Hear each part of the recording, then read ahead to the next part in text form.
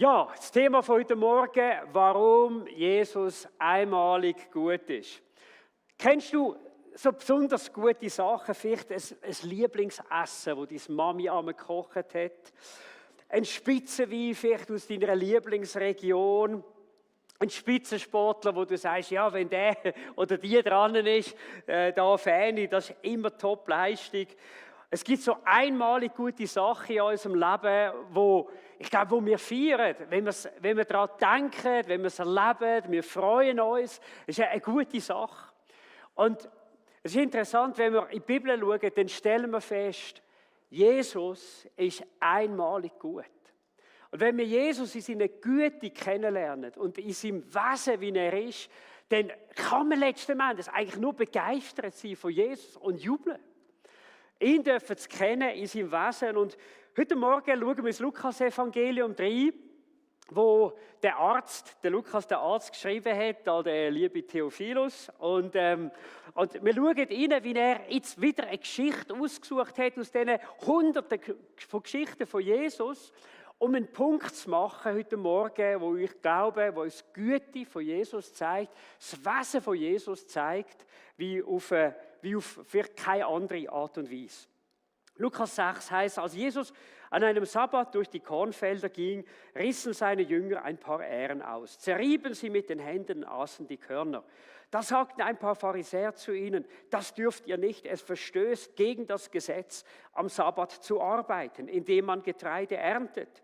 Jesus erwiderte ihnen, habt ihr nie in der Schrift gelesen, was David tat, als er und seine Begleiter hungrig waren? Er ging in das Haus Gottes, aß von den Broten, die den Priestern vorbehalten sind, und gab auch seinen Freunden davon zu essen. Auch das verstieß gegen das Gesetz. Und Jesus fügte hinzu, der Menschensohn ist auch Herr über den Sabbat. Jesus gibt ein paar ganz wenige Sätze, aber wir gehen heute Morgen wirklich tief rein, weil die Sätze entlarven auf der einen Seite die fehlgelebte und falsch gerichtete Religiosität der Pharisäer und sie zeigen uns auf der anderen Seite etwas auf von der Güte von Jesus und auch von seiner Majestät und Herrschaft. Ja, der Sabbat, der geht zurück auf das längste Gebot von den 10 Geboten in der Bibel, finden wir im 2. Mose, Kapitel 20. Und vier ganze Verse werden dem Sabbatgebot gewidmet. Und wenn man es so liest, dann merkt man, es ist ein Ruhetag für Gott, aber wo eigentlich uns als Menschen zugute kommt. Und ich weiß gar nicht, ob ihr es wisst, aber man hat versucht einmal in der Geschichte von dieser Menschheit, um das Bruttosozialprodukt zu steigern, die 7-Tage-Woche abzuschaffen. Die Franzosen haben im 18. Jahrhundert haben sie die Dekade eingeführt, das heisst eine 10-Tage-Woche, nicht mehr 54 sündig frei, sondern nur noch 36 im Jahr. Es war interessant, kein 12 Jahre später hat der Napoleon das Gesetz abgeschafft und gesagt, liebe Leute, es funktioniert einfach nicht. Der Mensch funktioniert nicht so. Es ist interessant, dass sogar die Geschichte irgendwo zeigt, wir brauchen einen Ruhetag in der Woche. Wir brauchen einen Tag zum Entspannen, zum Relaxen, zum Chillen. Was ist Chillen? Für die älteren Semester fragen die Jungen. Das ist einfach, genau, letztens haben wir Senioren gefragt, was ist das eigentlich, Matthias, Chillen? Genau, fragen jemanden, der noch jünger ist als ich, kann es euch super erklären. Und was passiert ist, dass die Pharisäer, die Schriftgelehrten, sie haben angefangen, den Sabbat zu regulieren. Sie haben gesagt, hey, damit der Sabbat wirklich, damit man ganz genau weiss, was Arbeit ist, müssen wir jetzt Arbeit definieren. Und man hat riesige Gesetze daraus gemacht. Es hat 39 verschiedene Arbeitsgesetze gegeben zum Sabbat, um zu wissen, ab wann ist etwas Arbeit, ab wie viel Schritt wird es bereits zur Arbeit und ist nicht mehr Freizeit und Erholung.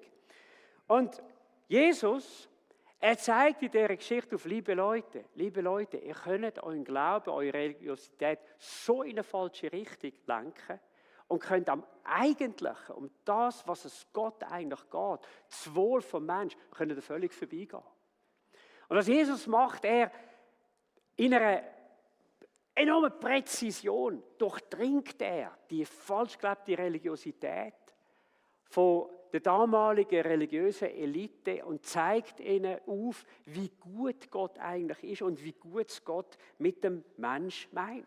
Was ist da passiert? Ich kann mir so vorstellen, es war der Sabbatnachmittag, die Jünger laufen mit Jesus da irgendwo durch die Felder und irgendwo Nachmittag um 4 Uhr, kennt es 4 Uhr gehabt, und was machen sie? Sie nehmen da Ähren, zerreiben die, essen Körner und geniessen ihren Sonntag, in dem Sinn ihren Sabbat. Und die Pharisäer sehen das und kommen und sagen, hey, das verstößt gegen unser Gesetz. Wir haben gesagt, das ist Arbeit, was ihr da macht. Körner zu nehmen, das hat mit Ernte zu tun, ist verboten. Und jetzt kommt Jesus.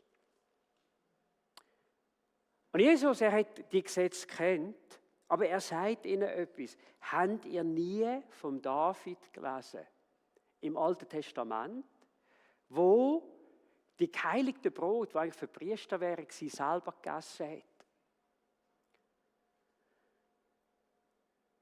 Es klingt wie ein ganz einfacher Satz, aber in dem Satz von Jesus steckt so viel Präzision drin, in seiner Aussage gegenüber den Pharisäern. Ich werde versuchen, uns das ein bisschen reinzunehmen und ein bisschen zu erklären. Mit der Referenz zu David sagt Jesus, liebe Leute, ich sage euch genau das Gleiche heute eigentlich, wie der David vor über 1000 Jahren gemacht hat. Und der David ist für die Juden ist Top-Referenz von den Königen, die sie hatten. Er war der höchste König, den sie hatten. Er war der beglaubigste König, den die Juden je hatten. Und Jesus sagt ihnen damit, liebe Leute, ich stelle mich praktisch auf die gleiche Autorität wie damals David und sage euch, er hat es dort machen dürfen, dann kann ich es auch jetzt machen. Warum? Lass mal, die Brote, die gemacht wurden, sind seinerzeit. Die sind doch nicht gemacht worden für Gott. Was hat Gott schon an diesen Brot?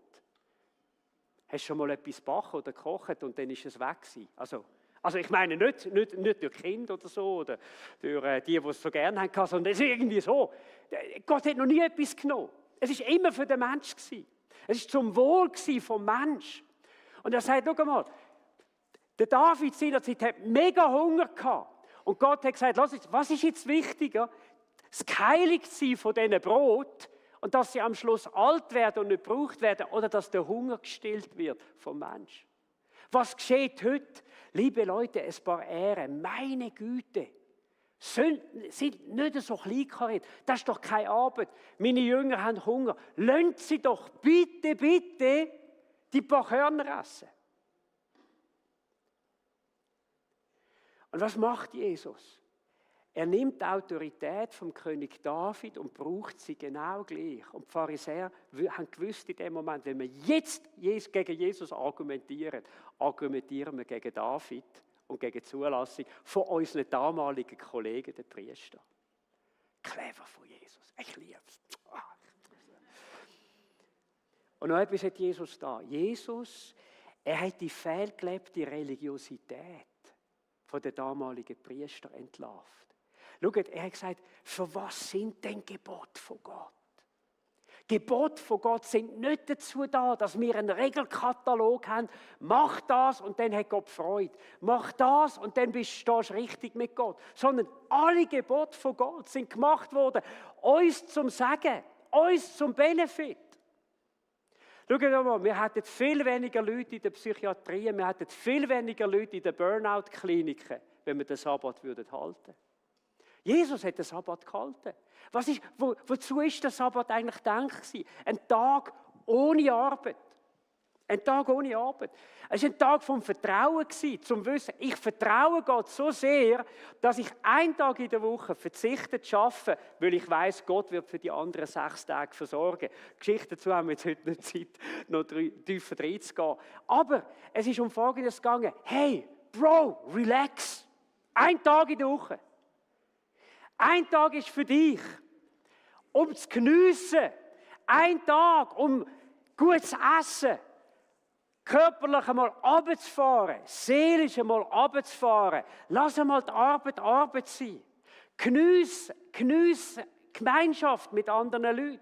Es war ein richtiger Familientag für die Juden und es war auch ein Tag, wo man miteinander in die Synagoge gegangen ist. Ein Tag, wo man gesagt hat, weißt du was, mega cool, können wir können wir essen, mega cool, können wir es cool haben miteinander. Aber es ist auch ein Tag, wo wir einfach Gott begegnen wollen. Wir wollen ihn anbeten, wir wollen Gottes Wort hören. Weil es heisst in der Bibel, der Mensch lebt nicht vom Brot allein, sondern von jedem Wort, das aus dem Munde Gottes kommt. Und wer das einmal miterlebt hat, die Bibel zu lesen, Gottes Wort zu hören und aufzunehmen, und du merkst plötzlich, da geschieht etwas da drin. Ich werde gestärkt, ich werde aufgebaut, ich werde ermutigt in meinem Leben, ich bekomme Klarheit für Situationen in meinem Leben. Der weiß, was es heisst, man lebt eben nicht vom Brot allein. So ist der Sabbat ist nicht etwas gewesen, dass der Mensch dem Gebot dient, sondern der Sabbat ist dort gewesen, damit der Sabbat dem Mensch dient. Und was hat Jesus da damit gesagt? Schau mal, ihr denkt so falsch über Gott. Ihr denkt, Gott ist dahinter, ihr müsst das machen, ihr müsst das machen, ihr müsst das machen. Und schaut, die falsch gelebte Religiosität, die steckt so tief im Menschen drin.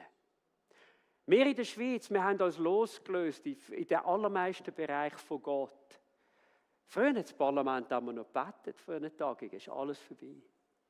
Alles vorbei. Und schauen wir mal in unsere Gesellschaft hinein. Der Mensch ist ein tief religiöses Wesen geblieben. Wir leben es heute einfach ohne Referenz zu Gott. Wir leben die Religion im Umweltschutz, wir leben die Religion im Essen, wir leben die Religion im Fitness, im Lifestyle etc. etc. Lebensoptimierung heisst das heute. Und wir merken nicht, wie der Wunsch, es eigentlich richtig zu machen, tief in uns Menschen drin steckt. Und gewisse Leute werden zu Aktivisten, wenn sie merken, andere leben das nicht auch. Aber wisst ihr, was das Problem ist? Bei unseren besten Vorsätzen, im Essen, im Lifestyle etc. etc. Wir versagen alle. Und wir merken nicht, wir können uns selber nicht erlösen. Darum brauchen wir Jesus. Darum brauchen wir Jesus, seine Erlösung, die aus uns neue Menschen macht, befreite Menschen macht.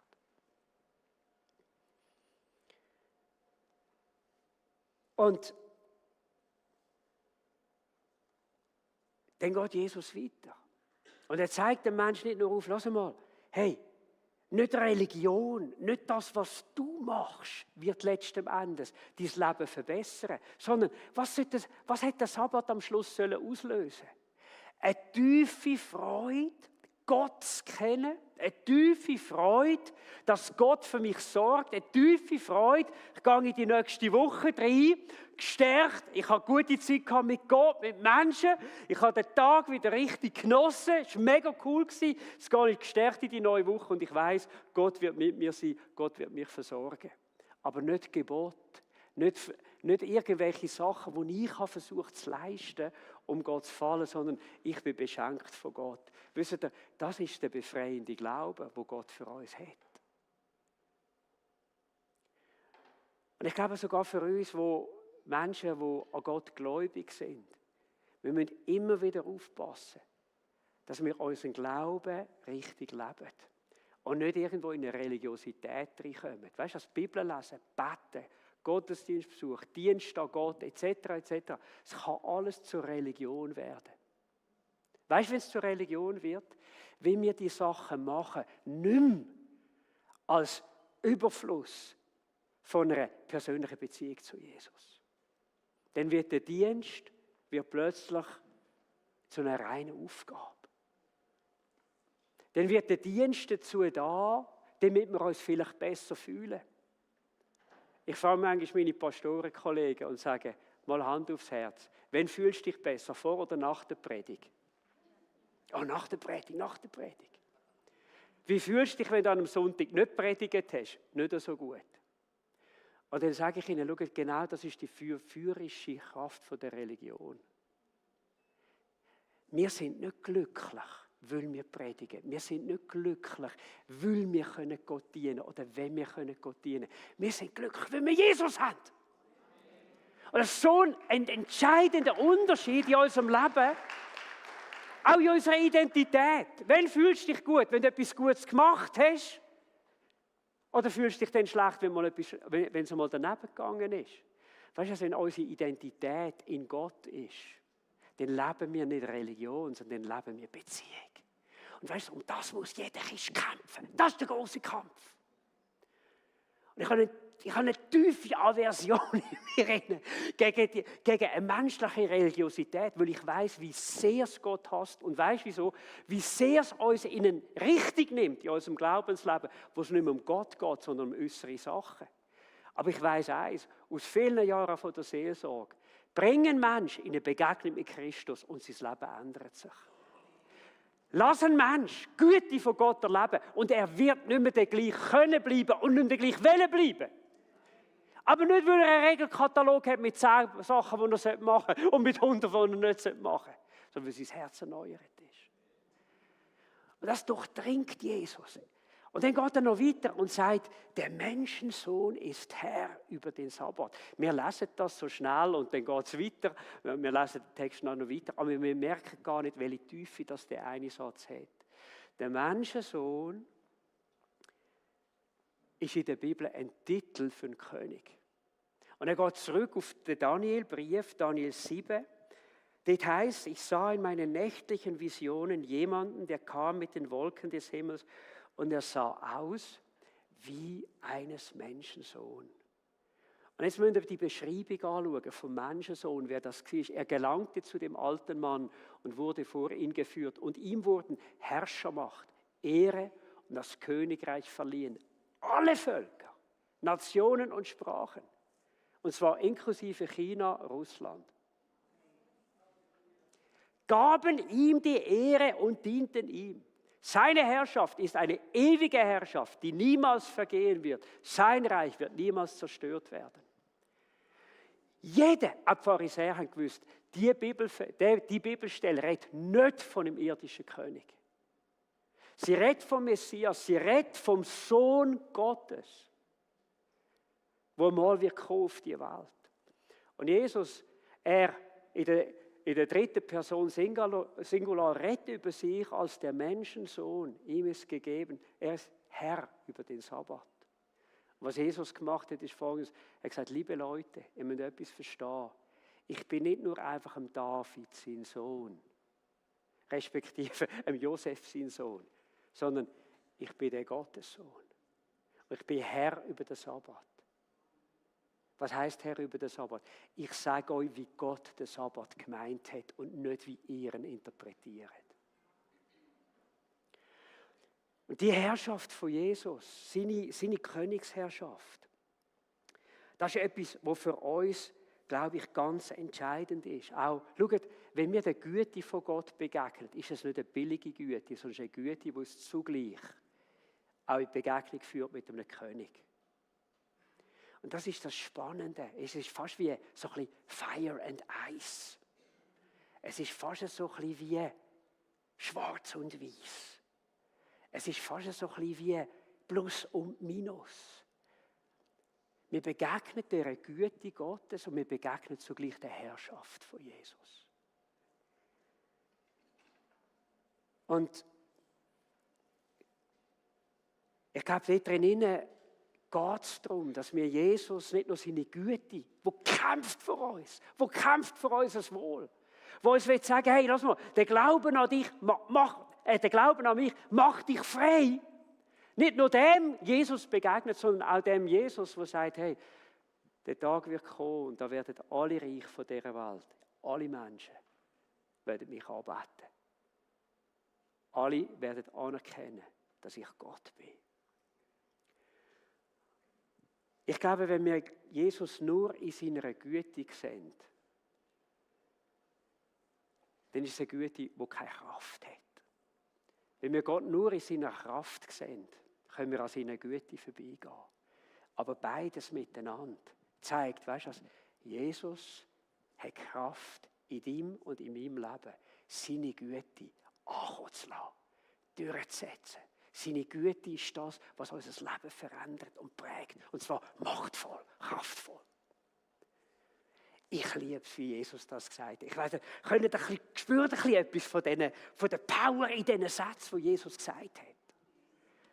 Und schaut, um dem noch eins aufzusetzen, geht jetzt der Lukas weiter. Ich kann mir vorstellen, wo der Heilige Geist ihn geleitet hat beim Schreiben, hat er gesagt, komm, setz dieser Güte von Gott noch eins drauf und jetzt nimmst du die Geschichte Und es heißt, in einem anderen Sabbat befand sich ein Mann mit einer verkrüppelten Hand in der Synagoge, während Jesus lehrte. Die Schriftgelehrten und Pharisäer passten genau auf, ob Jesus den Mann am Sabbat heilen würde. Wieder. Denn sie suchten nach einem Vorwand, Anklage gegen ihn zu erheben. Doch Jesus wusste sehr wohl, was sie dachten. Er sagte zu dem Mann mit der verkrüppelten Hand, komm her und stell dich in die Mitte. Da stand der Mann auf. Und dann sagte Jesus zu ihnen, ich habe eine Frage an euch. Entspricht es dem Gesetz, am Sabbat Gutes zu tun, oder ist der Sabbat ein Tag, um Schaden zuzufügen? Ist es ein Tag, um Leben zu retten oder zu vernichten? Und er sah einen nach dem anderen an. Also, könnt ihr euch die Dynamik vorstellen? Das sind die, die dachten, jetzt, Jesus bricht den Sabbat. Und dann kommt schon Kasse. Das sind die, die dachten, keine Ahnung, was jetzt passiert. Action pur. Und das sind vielleicht die, die dachten, hey, kommt jetzt vielleicht der eine, der uns wirklich zeigt, dass Gott gut ist. Und er sagte zu dem Mann, streck deine Hand aus. Und er streckte seine Hand aus und sie wurde wieder gesund. Darüber gerieten die Gegner von Jesus außer sich vor Zorn und sie begannen Pläne zu schmieden, was sie gegen ihn unternehmen konnten. Wenn ich die Geschichte anschaue, wisst ihr, was ich sehe? Ich sehe die Kraft von der Güte von Jesus. Er hat ganz genau gewusst, und das ist der Tipping Point, das ist der Turning Point im Evangelium von Lukas. Er hat gewusst, wenn ich jetzt an dem Sabbat, da, wo alle Leute da sind, den Mann heile, dann wird das für mich ein Point of no return, weil in dem Moment fängt die Verfolgung in meinem Leben an. Das heisst, von dem Tag an haben die Schriftgelehrten und Pharisäer einen Vorwand gesucht, um ihn zu verhaften und letzten Endes zu töten. Schau, Jesus hätte so easy können sagen, ja, du Arme mit deiner Hand, Gott segne dich. Komm gut heim. Und er wäre fein aus dem Schneider gewesen. Und was tut Jesus? Jesus riskiert seinen Ruf und Jesus riskiert sein Leben, um gut zu tun. Und wisst ihr, das erinnert mich an die große Geschichte von Jesus. Jesus hat gewusst, jetzt ist ein Point of no return gekommen. Von jetzt an wird ich verfolgt werden. Von jetzt an geht der Weg, wird nur noch eine Richtung zeigen. Das ist zum Kreuz. Schau, was hat Jesus gemacht am Kreuz von Golgatha? Er ist dort gestorben für dich und für mich. Und Hand aufs Herz, keiner von uns ist so ein Wonneproppe für Gott, dass Gott gesagt hat, weißt du, du bist so ein cooler Typ, ich gebe mein Leben für dich. Wir alle, sagt die Bibel, sind Sünder. Wir alle haben gemeint, wir können es ohne ihn. Wir alle haben unsere eigenen Entscheid getroffen. Wir alle sind an Gottes Rat vorbei. Wir alle sind an Gottes Ehre vorbei. Wir alle haben Gott ignoriert. Wir alle haben schon geflucht in unserem Leben. Und weißt du, was Jesus sagt? Ich lasse mich auch von dir nicht hindern, gut zu tun. Und das ultimativ Beste, was Jesus für uns da hat, ist, als er ans Kreuz von Golgatha gegangen ist und unsere Schuld gezahlt hat. Und weißt du, was mich so beeindruckt? Jesus hängt dort am Kreuz und er sagt zu mir, Matthias, ich hänge an dem Kreuz, obwohl ich noch keine Ahnung habe, ob du überhaupt auf mein Angebot eingehst. Ich habe keine Ahnung, ob mein Tod für dein Leben am Schluss irgendeine Bedeutung wird haben. Weil am Schluss entscheidest du dich, ob du mich annimmst, ob du erkennst, dass du meine Gnade und meine Vergebung brauchst. Nicht ich werde das entscheiden, das wirst du entscheiden. Und das berührt mich bei Jesus. Wir quittieren unserem Nächsten meistens irgendwo etwas an Güte, aber nicht Jesus. Und er lässt sein Leben sogar für seine finden. Er sagt am Kreuz noch zu denen, die ihm die Nägel in die Hand geschlagen haben, Vater, vergib ihnen. Sie wissen nicht, was sie tun. Liebe Leute, ich habe vieles gelesen, auch über die Griechen. Ich habe vieles gelesen aus der Literatur. Ich kenne keinen Mensch, Auch in den Religionen von dieser Welt nicht, wo Religionsführer war, wo diese Güte gelebt und besessen hat, wie Jesus. Keiner.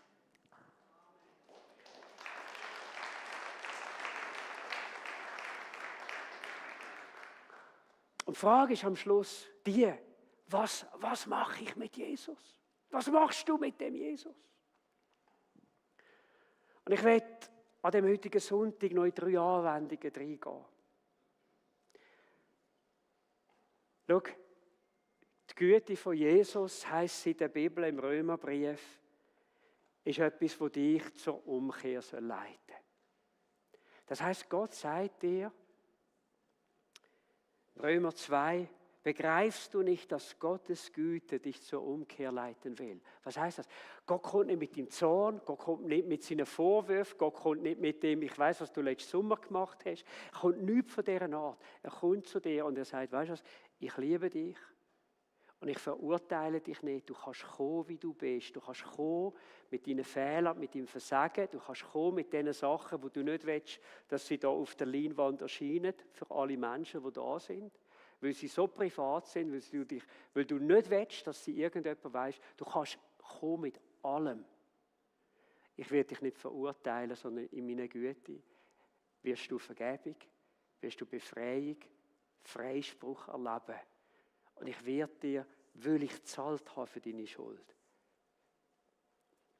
werde ich dich gerecht sprechen vor Gott. Und ich werde nie mehr an deine Sünde denken. Die Frage ist an dich heute Morgen, hast du das Angebot schon angenommen? Hat die Güte von Gott etwas können tun, wo du dich bewegt hast, du dich auch auf Gott zu bewegt hast, wo du gesagt hast, Jesus, ich will dich annehmen. Komm du. Für mich bist du nicht nur ein religiöser Führer, für mich bist du nicht nur irgendein guter Mensch. Ich will dich in meinem Leben anerkennen als Gott und ich will dir sagen, ich brauche deine Erlösung. Komm. Hey, wir werden nachher in eine Ministry-Zeit gehen, wo wir werden beten miteinander. Menschen parat sind zum Beten für dich. Und wenn du da bist mit dem Wunsch und du hast das noch nie erlebt, ich möchte dich einladen, komm zum Gebet. Das Zweite, ich glaube, die Worte von Jesus zeigen uns, dass in dieser Güte von Gott etwas ist, wo er möchte, dass sie ganz tief in unser Herz reinkommt. Und ich weiss nicht, vielleicht bist du jemand, vielleicht hast du negativ, vielleicht hast du Schlechtes erlebt und du sagst, ich kann wie nicht glauben, dass Gott gut ist. Ich kann wie nicht glauben, dass Gott es gut mit mir meint. Weißt du, ich möchte dich bitten, nimm die Geschichte heute mit. Und denk darüber nach. Und interpretiere Gott nicht aufgrund von deinem Erlebnis und aufgrund von deinem Leben, sondern interpretiere Gott aufgrund von dem, wie er sich dir vorstellt. So ist Gott. Und weißt du, wenn du deine Zweifel kannst sagen, ich widerstehe euch, ich glaube an einen guten Gott, wenn du deine eigenen Vorstellungen kannst heute heutigen Morgen sagen, weißt du was, von jetzt an entscheide ich mich zu vertrauen, Gott ist gut, komme was da wolle. Weißt du, was wird geschehen? Dein Glauben an Gott wird eine Tiefe erleben, die du vorher nicht hast gehabt. Deine Beziehung mit Gott wird eine Nähe, eine Intimität mit Gott geniessen, die du vorher nicht gehabt hast. Und ich möchte noch einen Schritt weiter gehen. Wir sind Jesus auch begegnet in dieser Güte mit den Facetten, wo wir vielleicht nicht so damit gerechnet haben. Und das ist mit seiner Göttlichkeit und mit seiner Herrschaft. Und ich möchte dich heute Morgen fragen, hey, vielleicht, wenn du schon Jesus nachfragst, ist er in deinem Leben wirklich auch der Chef? Hat er in deinem Leben das letzte Sagen? Ist er Herr? Im 1. Petrus 3,15, das ist die Einleitung zu unserem Jahresvers in der Kirche, heisst es, macht Christus zum Herrn eures Lebens. Ich muss so fragen, ist Jesus der Herr von deinen Entscheidungen? Ist Jesus der Herr von deinem Wertesystem? Ist Jesus der Herr über deine Finanzen? Ist er Herr über deine Beziehungen? Ist er Herr über deine Sexualität?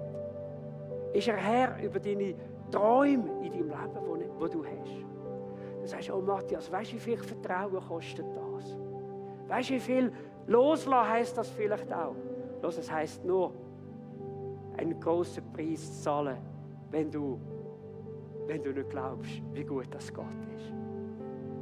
Ich habe jetzt nicht die Zeit, aber könnt ihr alle 10 Gebote gehen heute Morgen und könnt euch aufzeigen, hinter jedem einzelnen Gebot von Gott steht seine Güte. Steht seine Liebe zu dir, steht sein tiefster Wunsch für das Allerbeste in deinem Leben. Ich weiss, manchmal gibt es Sachen, die uns einschränken, die wir einschränkend erleben. Aber weißt du was? Freiheit. Es gibt keine Freiheit als die, wenn Jesus Herr ist in unserem Leben. Das ist Ultimate Freedom. Von einem Gott, der dich liebt, von einem Gott, der für dich sorgt und einem Gott, der dich leitet. Und ich möchte zum Abschluss kommen mit dem Gedanken, die Güte von Gott, die soll auch uns verändern. Das heisst, die Frucht vom Heiligen Geist ist eben auch Güte. Weißt du, wenn wir Gottes Güte erkennen und erleben und damit leben, wird es auch uns zu guten Menschen machen. Ich meine nicht einfach nur nett und gut, sondern ich meine wirklich gut vom Herzen her. Wo du sagst, hey, ich will nicht mehr lästern über andere Menschen. Ich will nicht mehr böse, ich will nicht negativ denken über diesen und jenen, sondern ich habe nur noch einen Wunsch. Ich will denken wie Gott. Ich will Gutes tun. Ich will gut denken über Menschen. Ich will so wie Jesus. Ich will mich einsetzen für das Beste, für das Gute auf dieser Welt und im Leben von Menschen. Es heisst an einer Bibelstelle, eure Freundlichkeit lasst alle Welt erleben. Und ich habe so gedacht, hey, wie toll ist es, wenn Gott so tief an uns wirkt, dass wir zu guten Menschen werden. Nicht einfach Anständige, sondern die von innen her getrieben sind von dem Wunsch, hey, wie kann ich das Gute sehen in meinem Nächsten, in meiner Kleingruppe? Wie kann ich das Gute sehen in meinem Nachbarn? Wie kann ich jemandem Gutes tun, wo ich vielleicht menschlich würde sagen, der verdient es nicht? Du weisst nicht, wie viel Güte von Gott kann verändern im Leben von einem Menschen. Du bist ein Träger vom Guten. Und du kannst Gutes in dein Umfeld bringen. Und dann wird die Welt etwas spüren von der Realität, von der Güte Gottes. Amen. Amen. Einmalig gut ist unser Jesus. Einmalig gut. Wenn wir noch beten miteinander. Lasst uns doch aufstehen dazu. Halleluja. Ich möchte bitten, dass auch unser Ministry-Team sich bereit macht zum Dienst. Und Herr, ich bete in den nächsten Moment, dass deine Güte und auch deine Göttlichkeit und dein Herrsein etwas in unserem Leben tut und etwas verändert. Ich bitte dich spezifisch für die ihr Leben dir noch nie so anvertraut haben, dass deine Güte sie jetzt einfach berührt. Und sie wollen nichts anderes als sagen, Herr Jesus, ich möchte an dich glauben. Als Sohn von Gott und als der Erlöser von meinem Leben. Herr, ich bete für die da sind, die Zweifel haben an deiner Güte, dass du sie an dem Morgen kannst befreien und dass tief in ihrem Herz eine Überzeugung da ist, du bist ein guter Gott. Ich bitte dich für die irgendwo kämpfen, etwas in ihrem Leben unter deine Herrschaft zu bringen. Etwas, wo sie festhalten daran und Zweifel haben, dass du gut meinst. Wenn sie es loslassen, wenn sie dir vertrauen, mach sie frei an dem heutigen Morgen. Herr Jesus, ich danke dir.